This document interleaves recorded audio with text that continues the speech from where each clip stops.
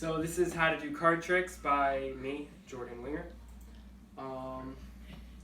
The Invisible deck was is one of the better known trick decks. It was originally invented by Joe Berg in the 1930s, and the ones more commonly used today were designed by J.B. Bobo. Using this deck may require some memorization, but once you get used to it, it's pretty easy.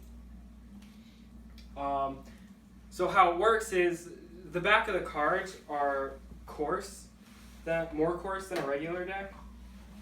So when you go like this, you can't see that some of them are upside down because they stick to the other cards.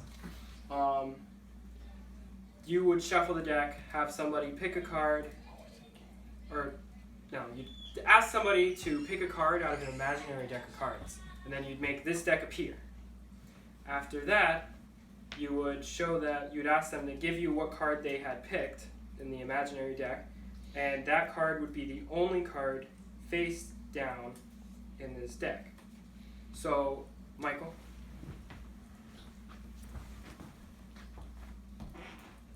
The King of Spades. So King of Spades. King of Spades. Which would be found under its opposite, the Ace. Okay. So then, the Svengali deck, it allows the magician to perform what appears to be more complex tricks.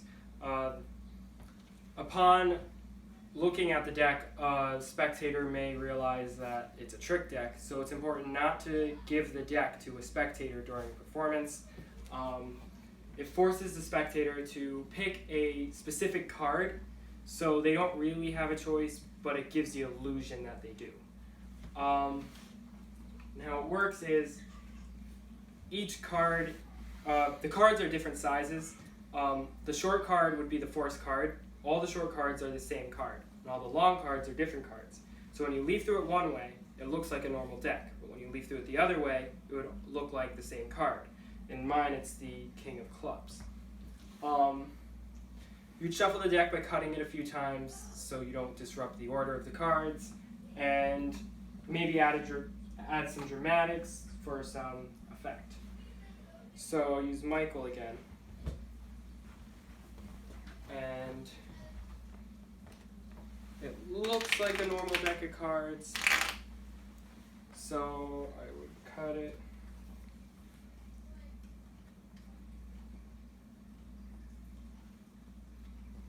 And King of Clubs. Then you would leaf through it, show them it still looks like a normal deck of cards. Cut it a few times, maybe say something or do something to the deck of cards. You would then leaf through it again, and it would look like it was the King of Clubs. And that is how that deck works.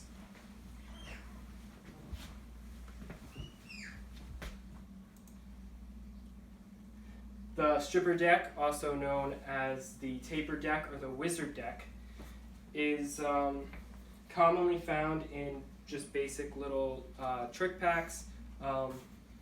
Usually beginner magicians get them. They're pretty easy to do. Most of the tricks you can do with a stripper deck, you can do with a regular deck with sleight of hands.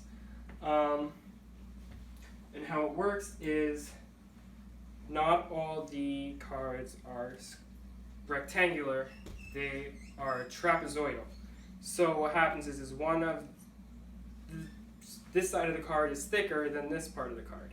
So if you turned it 180 degrees, you would be able to feel where it was different in the deck. So for performing it, you'd have an audience member pick a card.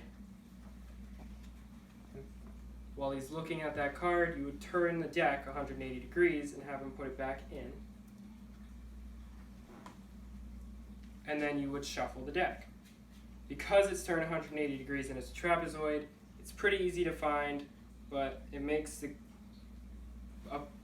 audience believe that you actually found it with magic. And so that is the end of my speech, and here are the citations.